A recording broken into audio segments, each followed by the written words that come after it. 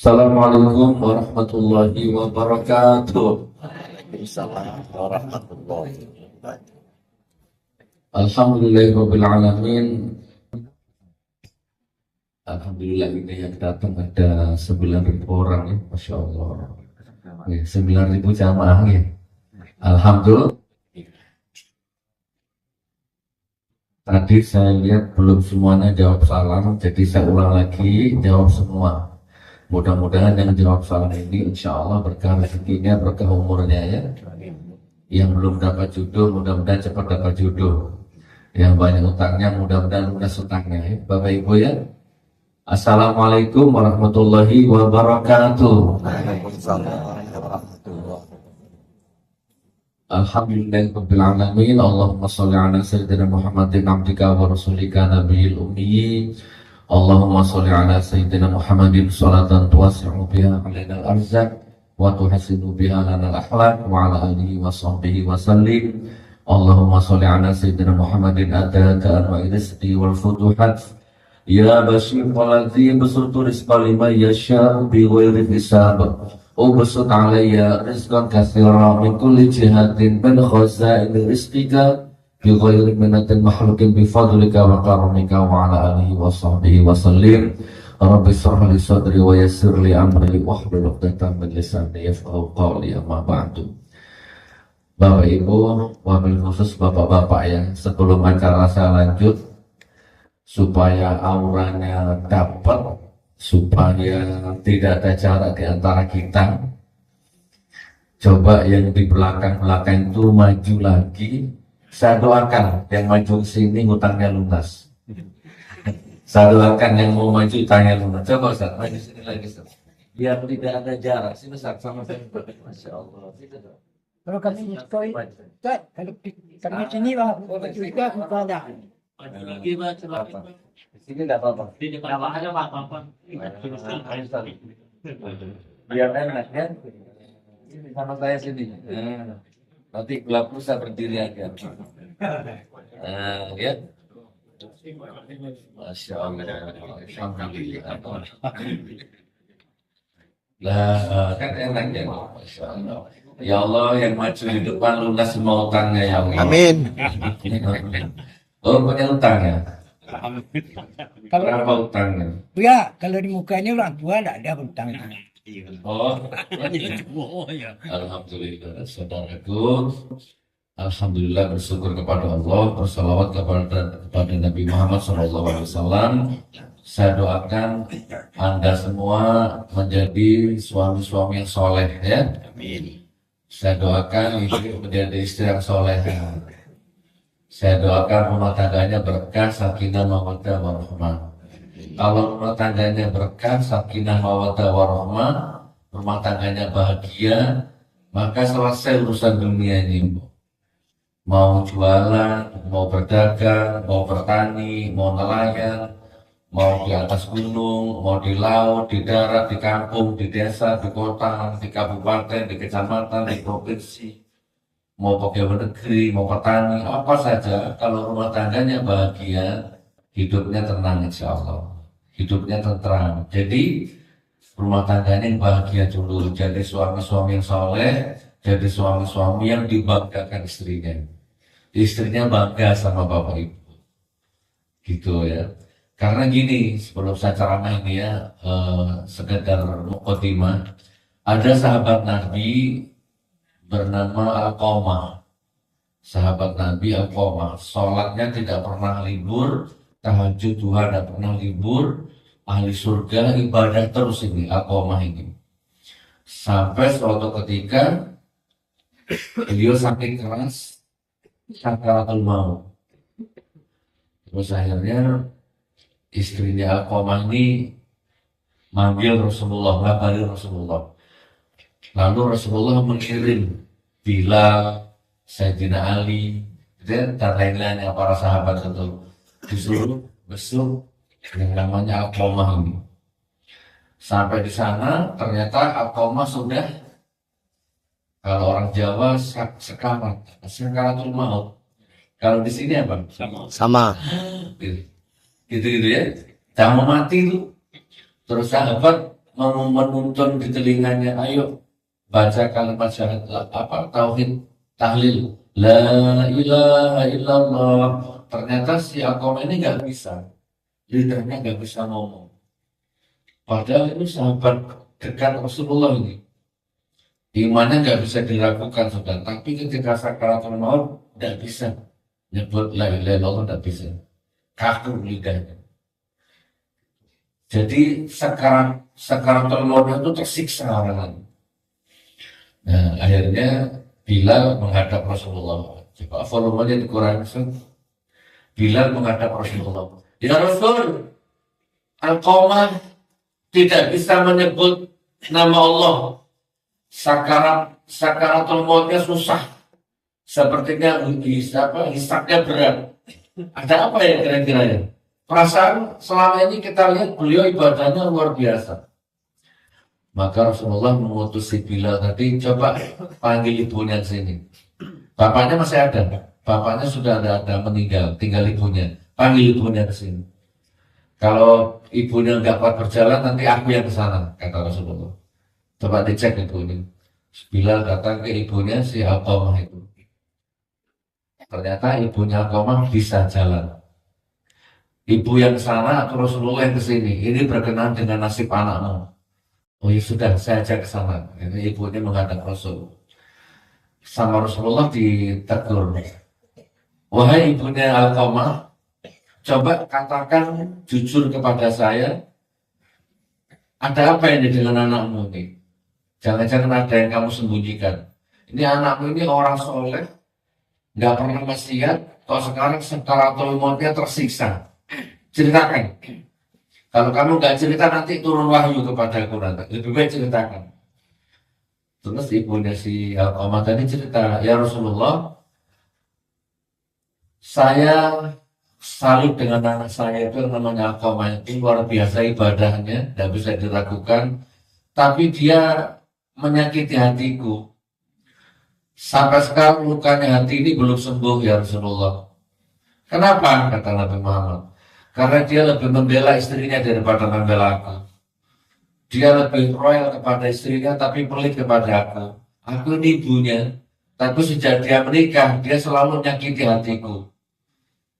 Dalam segala hal, dalam segala urusan, dia selalu mementingkan istrinya daripada mementingkan ibunya. Gitu. Oh ya sudah. Bila kumpulkan kayu-kayu bakar yang banyak, kita bakar si Alqamah ini. Ibunya kaget. Loh, ya Rasulullah, kenapa dibakar anakku? Azabnya Allah jauh lebih pedih daripada apinya yang aku bakar nanti. Dia bisa sembuh, dia bisa lancar, dia bisa meninggal dengan tenang kalau engkau memaafkan anakmu. Kalau kamu nggak mau memaafkan anakmu, ya sudah, tak bakar saja anakmu. Aku bakar saja anakmu. Pilih mana? Aku bakar atau kamu maafkan? Ya sudah, kalau gitu ya Rasulullah, aku maafkan anakku, aku ikhlas, aku ridho anakku, aku ikhlas, aku ridho. Baru Bilal, sana temui si Alqamah, apakah sudah lancar sakaratul mautnya? Kalau belum lancar, berarti ibunya ini hanya pura-pura saja ini memaafkan ini. Jangan-jangan nggak ikhlas. Sana dicek. Bilal datang ke rumahnya Alqamah, ternyata sudah lancar. La ilaha illallah, lancar. Terus salah satu sahabat membaca ayat, ya ayyatuhan nafsul mutmainnah. Surat apa itu? Irji'i ila rabbiki radiyatan mardiyah. Jadi mulai dicabut nyawanya pelan-pelan dengan cara Allah ridho kepada yang dicabut. Akhirnya hilang, meninggal. Husnul khotimah. Hati ya, jangan pelit sama ibunya ya. Sama istri royal, sama ibu royal. Gitu ya, sama istri sayang, sama ibu sayang. Jangan pilih kasih. 50% imbang. Yang punya istri, banggakan istrimu, sayang istrimu. yang masih punya ibu, sayang ibumu juga. Mau gajinya 1 miliar, mau pangkatmu 7, mau profesor, doktor, kiai haji, LC, MA, SA, terserah. Tapi kalau ibumu terluka, demi Allah hancur hidupmu. Wallahi, yang ibunya masih ada, nanti minta maaf sama ibunya. Cium tangan ibunya, yang ibunya masih ada, yang bapaknya masih ada. Kalau sudah meninggal dunia, muliakan dengan akhlak, muliakan dengan doa. Setiap sholat minimal Al-Fatihah 1 kali. Ya Allah, Al-Fatihah untuk ayah dan ibuku yang sudah meninggal dunia, lapangkan kuburnya, terangkan kuburnya, harumkan kuburnya. Al-Fatihah setiap ba'da sholat. Kalau enggak, nanti bapak ibu masa tuanya disia-siakan sama anak cucunya nanti. Mata rantainya jalan. Kalau orang hukum karma katanya. Kalau bapak ibu menyia-nyiakan orang tua, nanti bapak ibu disia-siakan anak cucu nanti. Itu. Ya Allah, jangan ya. Boleh? Siap memuliakan ibu? Memuliakan istri? Istrinya minta mobil, belikan. Oh, kenapa Bu? Istrinya minta rumah, belikan. Istrinya minta baju, belikan. Bila perlu sebulan sekali belikan baju baru. Gimana? Bangkrut. Setiap 1 minggu sekali ajak makan di luar istrinya. Ayo dek makan. Saya makan di rumah makan. Seminggu sekali, weekend. Tiap malam minggu makan di rumah makan sama istrinya. Jangan pelit-pelit sama istrinya. Setiap pagi mau kerja atau setiap pada sholat subuh dicium pipinya kanan kiri. Istrinya dicium. Nyiumnya jangan cuek, perasaan ditekan. Kanan kiri. Sini sayang. Manggil apa sama istri? Kalau saya manggil mama. Bapak manggil apa? Ibu. Mami. Ibu. Ibu sini. Ayah, kakak udah ya. Kakak kanda mau kerja. Ambil, cium pipinya. Terus si istri ambil tangannya suami.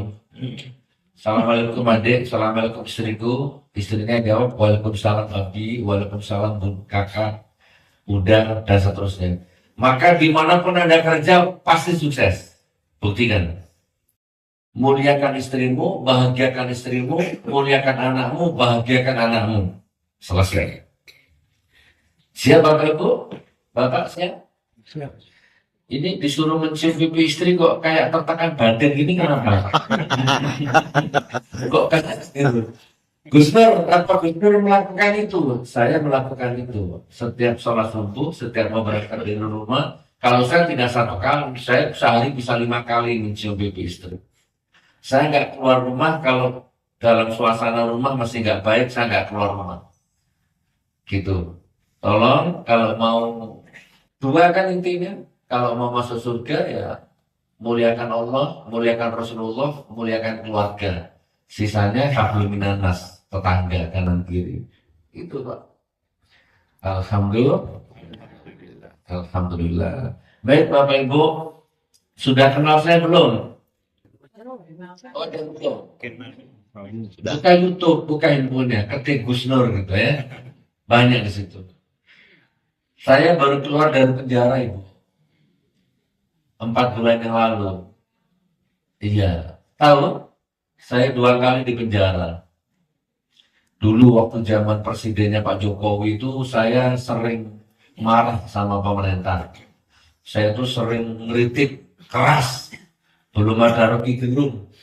Belum ada Dr. Tifa, Pak Dr. Resuri belum. Dulu saya sendirian. Saya melawan penguasa sendirian. Waktu itu penguasanya masih berkuasa.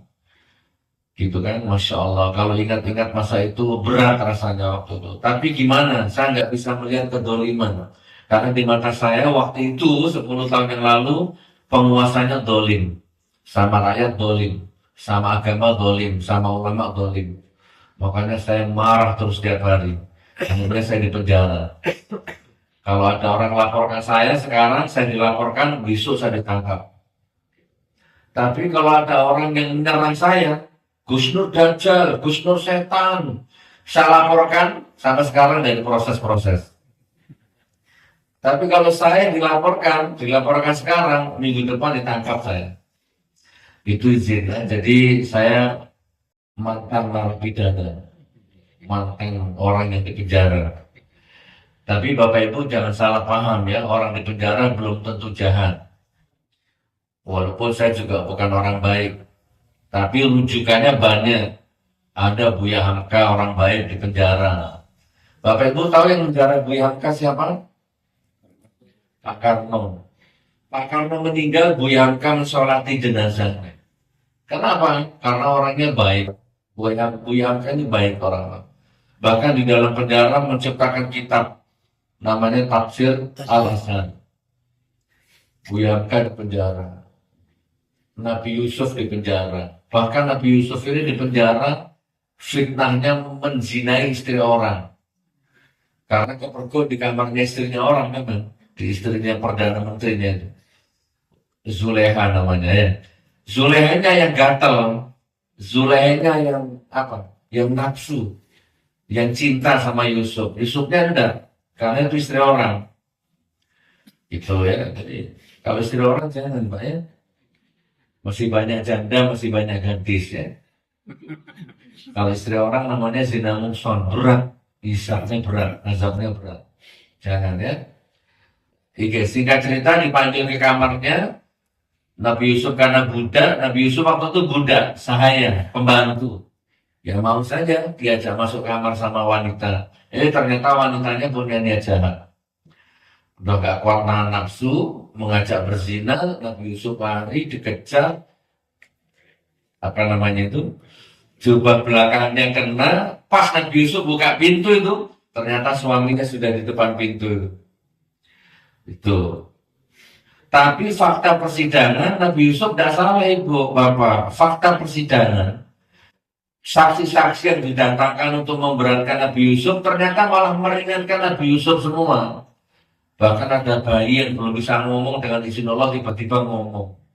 Nabi Yusuf tidak salah. Yang salah Zulaiha. Kalau jubahnya yang depan yang sobek berarti Yusuf yang salah. Ini belakang yang sobek. Tapi itulah penguasa dolim, rezim dolim. Walaupun fakta persidangan tidak salah, tetap dihukum. Sebagai riwayat 3 tahun, sebagai riwayat 7 tahun, sebagai riwayat 9 tahun. Nabi Yusuf di penjara. Siapa lagi? Siapa? Siapa?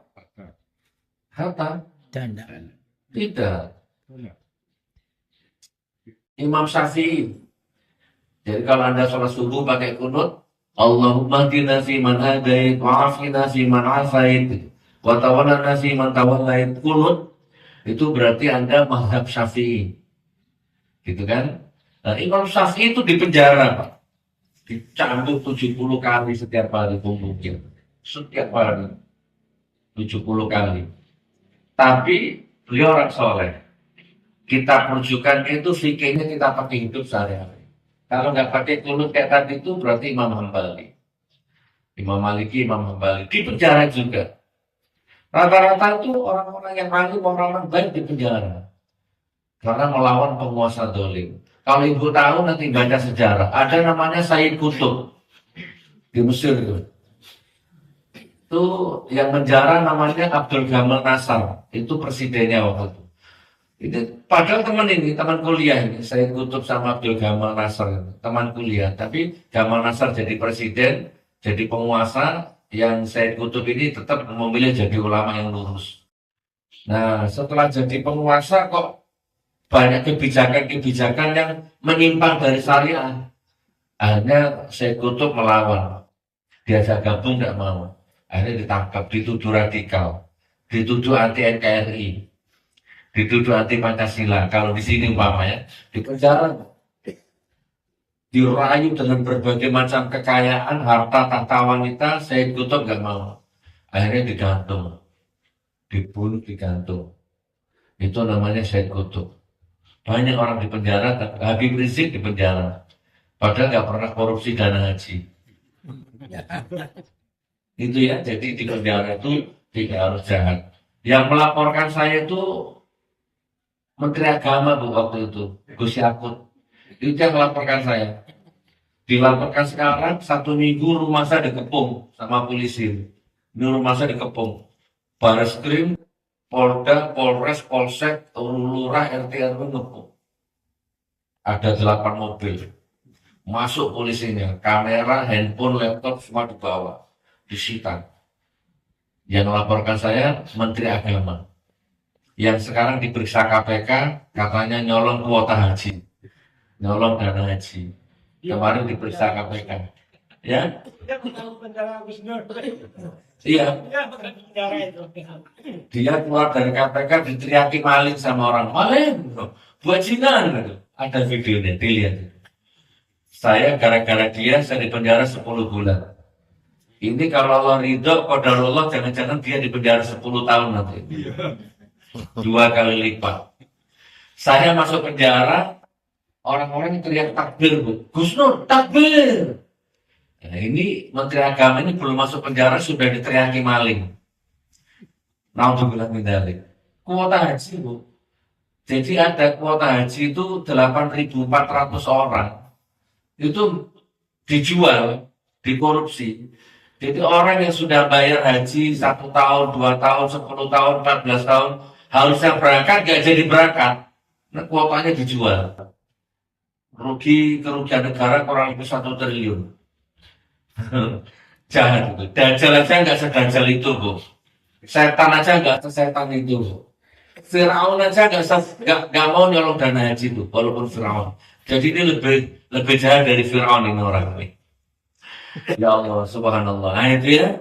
Lalu yang kedua, saya bebas, Bu, Bapak, ditangkap lagi saya. Di penjara lagi 4 tahun. Ngeri, Bu. Dituntut 10 tahun, divonis 6 tahun.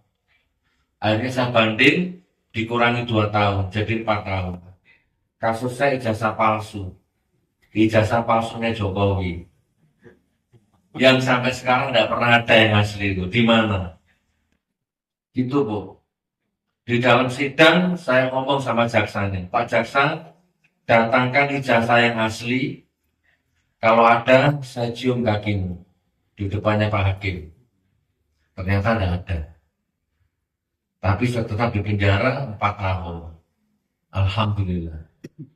Anda nggak usah di penjara ya, nggak usah. Jadi Gus Nur di penjara kenapa? Saya di penjara karena saya amar ma'ruf nahi munkar. Saya di penjara karena saya berbeda pikiran dengan penguasa yang zalim. Itu, Bu. Jadi saya bukan maling dana haji, Bu. Saya nggak makan laut, saya nggak makan nikel, nggak makan batu bara, nggak minum minyak, nggak makan semen, nggak. Saya nggak korupsi apa-apa. Saya di penjara menurut saya karena saya amar ma'ruf nahi munkar. Bahkan saya keliling Nusantara bedah masjid.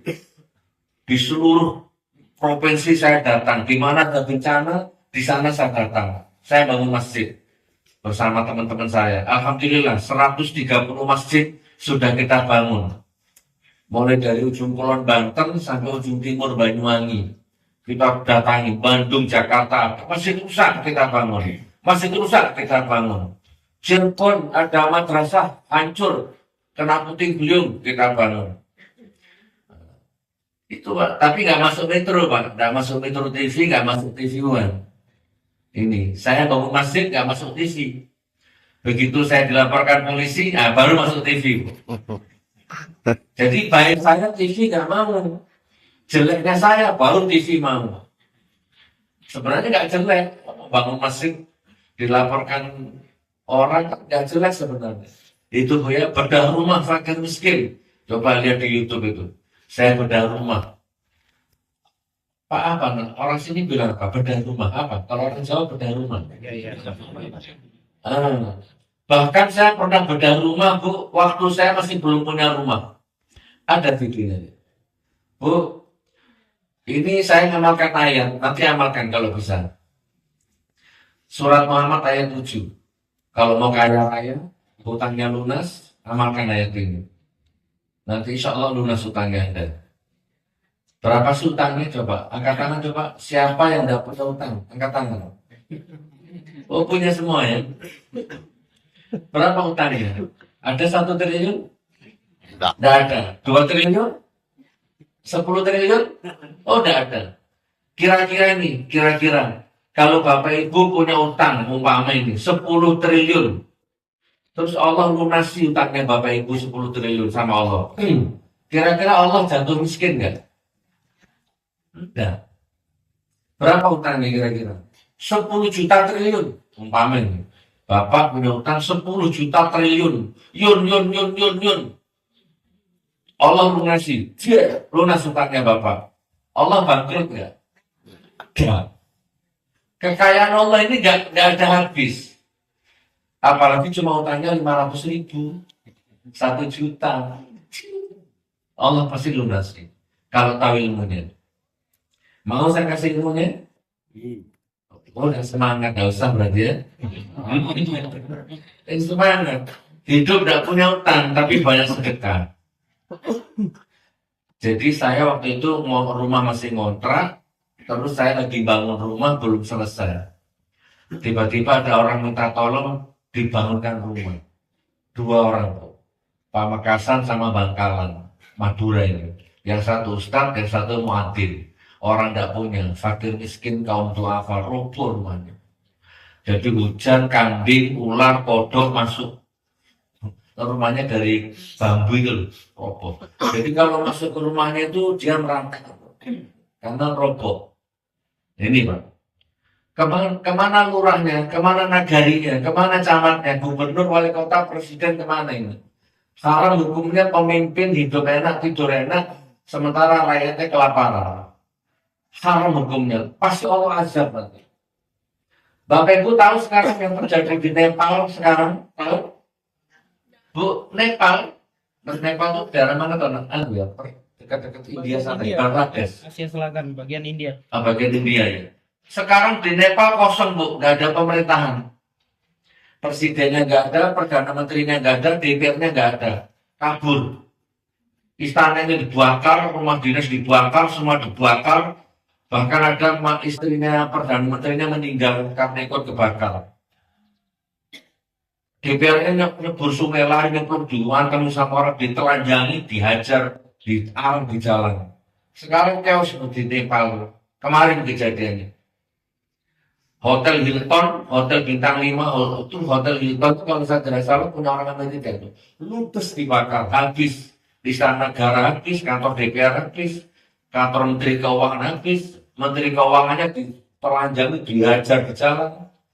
Anggota parlemennya lari dikejar menyemplung sungai, dihajar. Kenapa? Yaitu pejabatnya hidup hedonis, pejabatnya hidup kaya raya, pamer harta, sementara rakyatnya kelaparan. Terjadi di Indonesia kan beberapa minggu kemarin itu. Ya, pejabat anggota DPR-nya joget-joget sementara rakyatnya kelaparan. Dijarah rumahnya. Gitu Ustaz ya. Jadi alhamdulillah. Ini coba saya putarkan videonya. Coba putar ya. Ini waktu saya bedah rumah ini Bu. Di Madura. Kelihatan? Coba dilihat yang sebelah sini. Nah nanti saya kasih ilmunya. Ini ilmunya. Salah satunya ini ilmunya. Ini saya lagi mengamalkan surat Muhammad ayat 7. Ya, sambil disiapkan. Bapak Ibu tahu surat Muhammad ayat 7? Belum. Diamalkan ya. Lunas utangnya, bahagia hidupnya nanti. Insya Allah. Bunyinya bagaimana? Itu kalau di Al-Quran, kalau Al-Qurannya dibuka, itu posisinya di kanan nanti. Baris ke-10. 1, 2, 3, 4. Di 10 dari situ. Surat Muhammad ayat 7. Ya ayyuhalladzina amanu in tansurullaha yansurkum wa yutsabbit aqdamakum. Amalkan itu. Maksudnya bukan diamalkan, dibaca, bukan. Dihafalkan, dibaca 20 kali hafal. Ya ayyuhalladzina amanu in tansurullaha yansurkum. Ya ayyuhalladzina amanu in tansurullaha yansurkum. Ya ayyuhalladzina amanu in tansurullaha yansurkum. Baca 20 kali. Anda hafal. Nah setelah hafal, baca artinya. Setelah dibaca artinya, terapkan di lapangan kehidupan. Artinya apa? Hei orang-orang beriman, tolonglah agama Allah. Allah pasti menolongmu. Itu dia, Pak. Seolah satu lagi. Hei orang-orang beriman, tolonglah agama Allah. Allah pasti menolongmu. Jadi kata-kata pastinya dikurung, Pak. Tolonglah agamaku, kata Allah, aku pasti menolongmu. Selesai tuh. Jadi gak usah cari dukun, gak usah makan kembang, makan menyan, makan paku, tidur di laut, gak usah. Tidur di kuburan, gak usah. Cari kuntilanak, cari genderuwo, cari tuyul, gak usah. Tolong agama Allah, Allah pasti menolongmu. Kalau Allah menolongmu, selesai. Ini salah satunya. Bukan ini Banten lah. Oh, coba, diputar ya.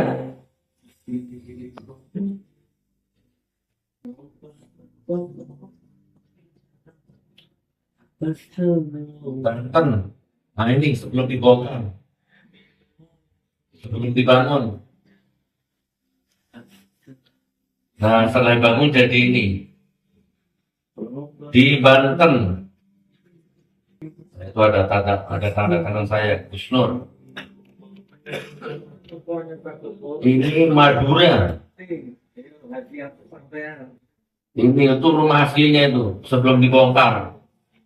Ular, katak, kambing masuk itu karena di belakang bolong-bolong itu. Nah ini yang digunting pitanya adalah yang sudah dibangun rumahnya di depannya. Nah ini setelah dibangun. Nah ini yang saya ceritakan tadi, roboh rumahnya tuh. Ini tapak depan ini, nggak bisa masuk, nggak bisa ditempatin.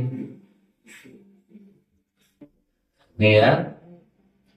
Tuh tampak depan sebelum dibongkar. Kita datang ke sana. Tampak belakang.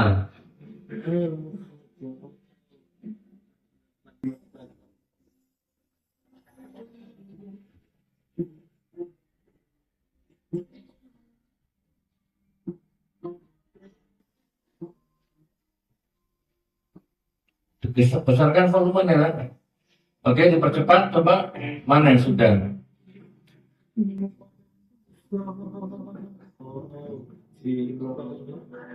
Dipercepat. Nah ini setelah dibangun. Ini acara gunting pita. Itu tadi yang roboh. Nah ini yang sekarang di depannya kita bangun. Sebagai simbol bahwa sedekahnya Anda, sedekah kita semua nyampe kepada beliau dan diterima insya Allah, kita reuni di surganya Allah insya Allah ya. Bapak diterima ya, didoakan mudah-mudahan gunting pitanya Bapak Ibu.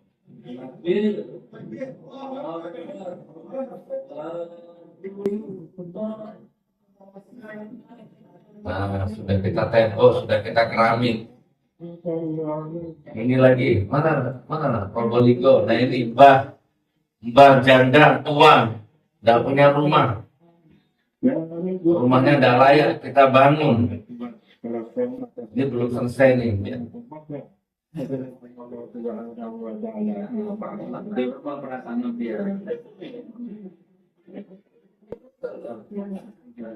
Mana lah yang sebelum dibangun? Ya, nah itu sebelum dibangun. Nah itu nempel di rumahnya orang, nempel di temboknya orang.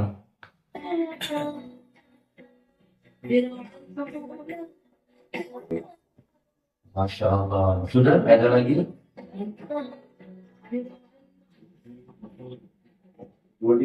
Ini yatim piatu, tidak punya orang tua, belum nikah, ya. Nah ini rumahnya. Nah ini kita bangun, langsung kita nikahkan Bu, kita biayai nikahnya. Nah ini rumahnya, sudah kita bangun, kita tembok. Sudah ya. Ini apa ini? Padepokan sudah cukup nih. Nah ini, oh ini kandang sapi, orang tidur di kandang sapi. Coba lihat, negara sekaya ini masih ada rakyatnya tidur di kandang sapi. Ini kalau saya Punya tak santai presidennya itu. Ya, orang tidur di kandang sapi. Allah, rakyat Indonesia yang kaya raya tidur di kandang sapi masih ada ya. Tapi rumah santai saya bongkar, dibangun, di keramik, di plafon, di tembok, sholat 5 waktu ya. Nih tak kasih nih. Ini buat sholat, ya ini buat sholat, ini buat sholat. Tidak boleh tidak sholat. Ya. Cuma dibongkar rumahnya. Yang di bank, bukan dari partai kamu. Jadi uangnya dari di bank. Mana? Sudah dibangun mana? Bersampean. Nah ini kita sudah bangun ini ya. Kita datangi nah ini gunting pita. Ya takbir, Allah.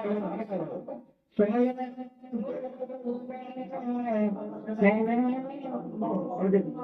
Benar. Nah itu. Jadi saya tidak perlu teriak, NKRI harga mati, tidak usah. Langsung praktek. Nah ini saya mengamalkan surat Muhammad ayat 7. Ya ayyuhalladzina amanu in tansurullaha yansurkum. Tolong agama Allah, Allah pasti menolongmu.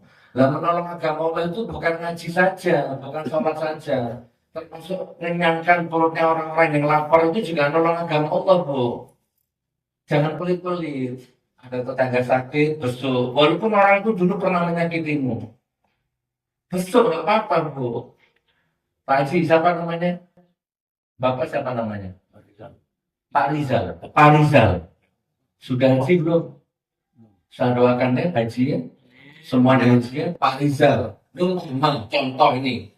Pak Rizal sama istri, sama anak. Besok mau, kalau orang Jawa Timur bilang healing. Kalau sini apa? Rekreasi apa? Sama.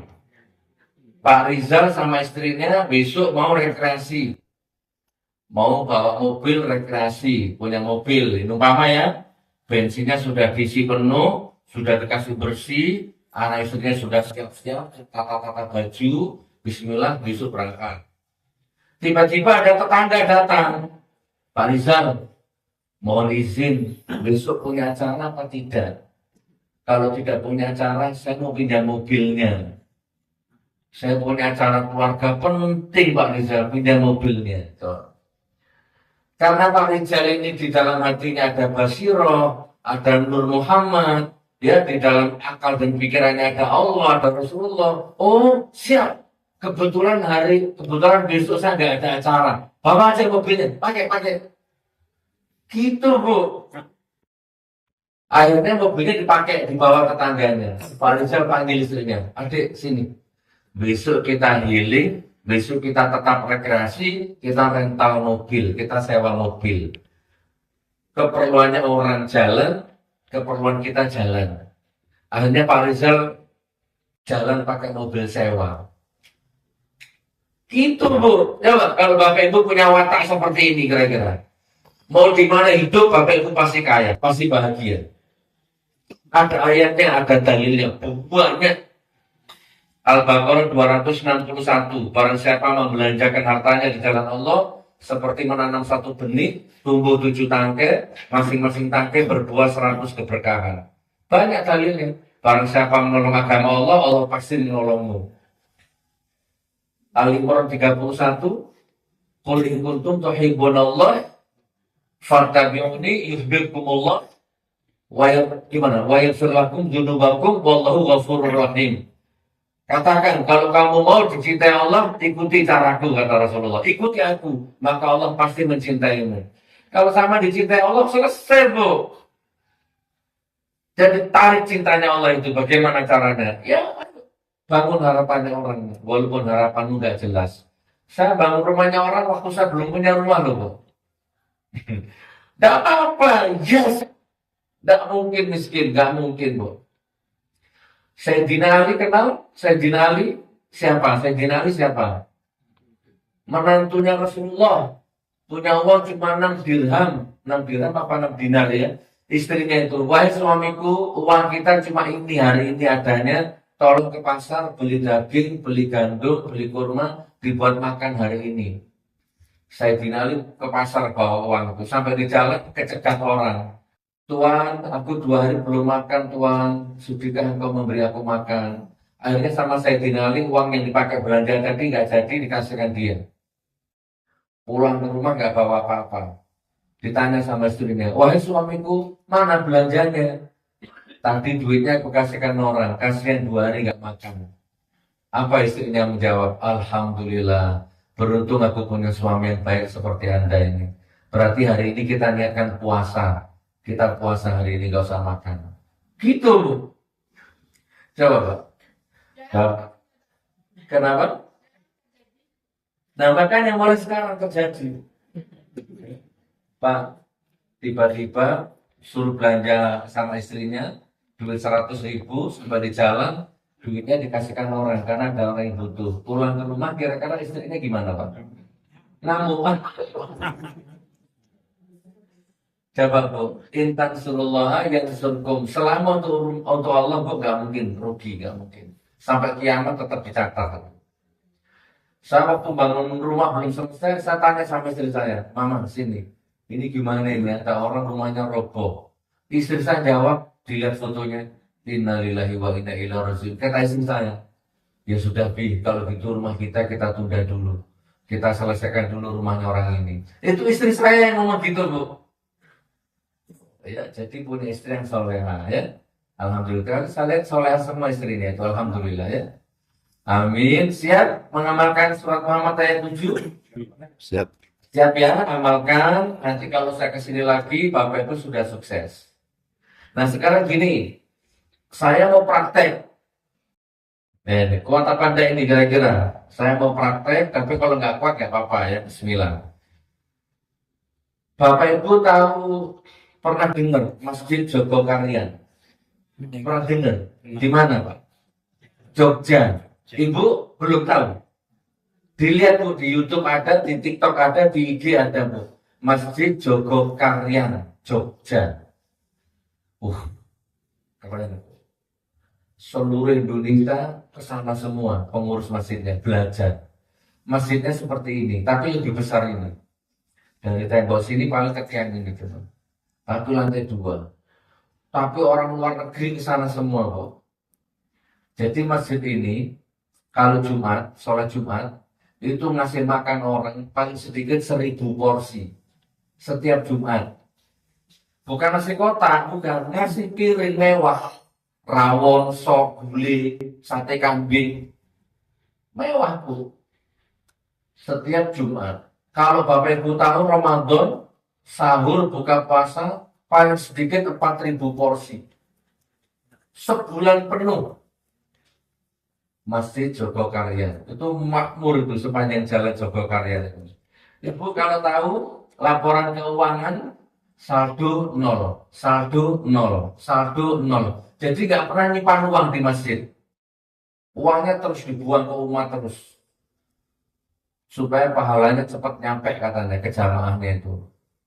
Kalau Bapak Ibu sholat Jumat di sana, ini pernah terjadi nih. Sholat Jumat, ada satu jamaah motornya hilang. Dicolong maling Bu.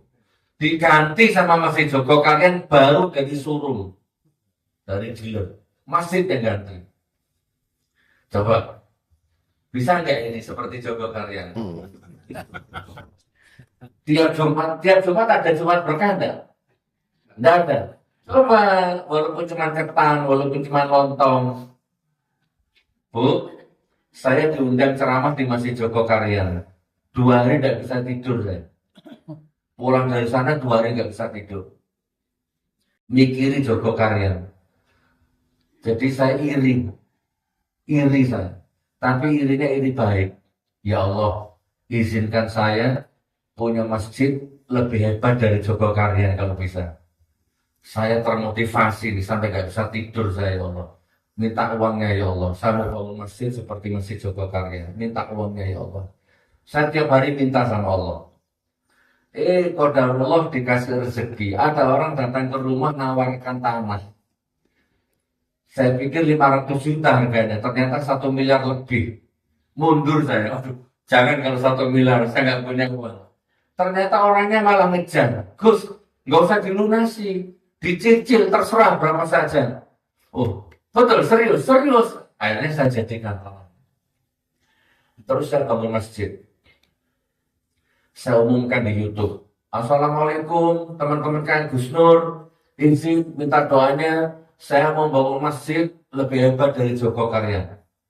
Nanti akan saya bangun masjid yang pintunya tidak ditutup 24 jam aktif. Tidak ditutup.